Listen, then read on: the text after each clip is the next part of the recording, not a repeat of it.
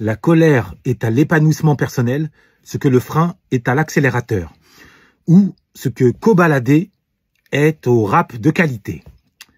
L'extrême opposé. L'extrême opposé. Pour le dire autrement, si le bonheur avait un visage, la colère en serait la balafre qui la défigurerait. L'ennui, c'est que cette évidence est tout sauf évidente au sein de la communauté afro. Il ne se passe pas un jour sans qu'un frère vante les mérites de la colère.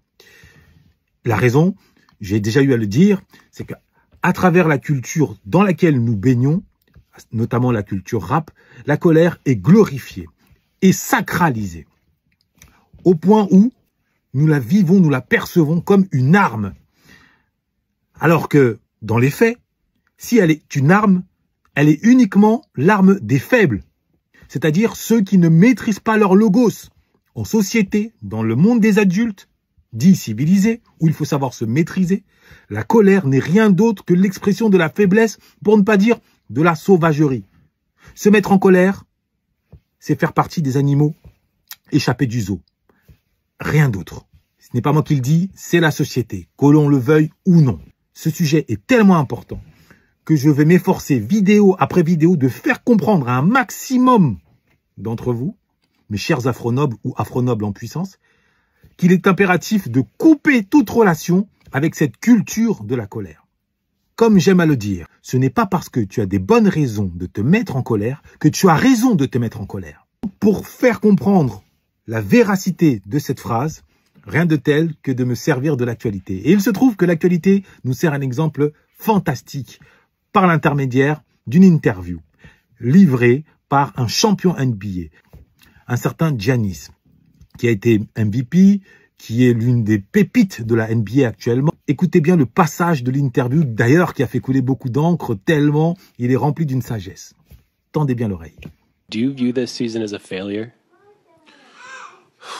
Oh my God. Ah, comme vous pouvez le constater, à travers son langage corporel et même le son qui sort de sa voix, la colère est en train de s'emparer de lui, en réaction à une question qu'il perçoit comme un scud, comme une attaque. Néanmoins, hop, son pathos est saisi, il arrive à le saisir, à le bloquer. Donc le diable intérieur, là, il le bloque avec ses mains, il se reconcentre. Et finalement, son logos reprend le dessus. Et c'est parce que son logos a repris le dessus qu'il peut ensuite laisser libre cours à toute sa sagesse. Et sagesse qui aujourd'hui a fait le tour du monde. Do you get a promotion every year on your job? No, right? So every year you work is a failure. Yes or no? No. Every year you work towards something, towards a goal, right?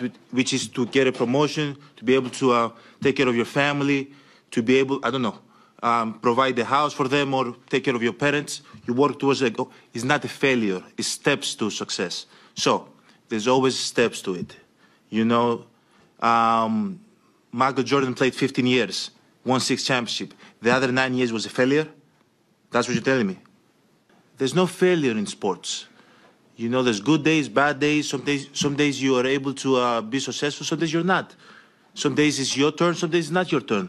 And that's what sport is about. You don't always win. Vous voyez, preuve en est que il a eu des bonnes raisons de se mettre en colère. Il était sur le point de se mettre en colère. Néanmoins, il a su se retenir.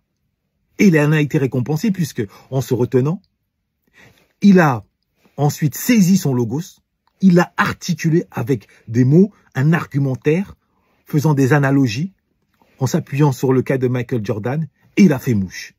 Il a fait mouche.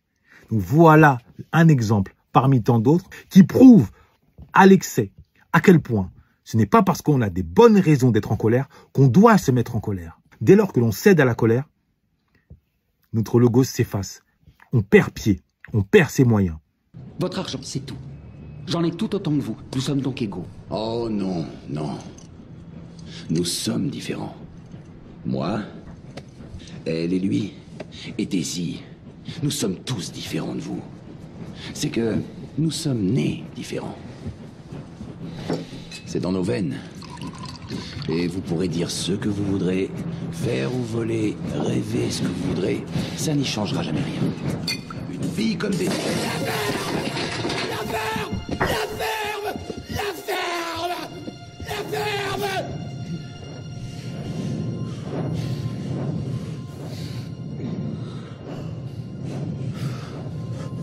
Gatsby, à cet instant, avait vraiment l'air de quelqu'un qui avait tué un homme.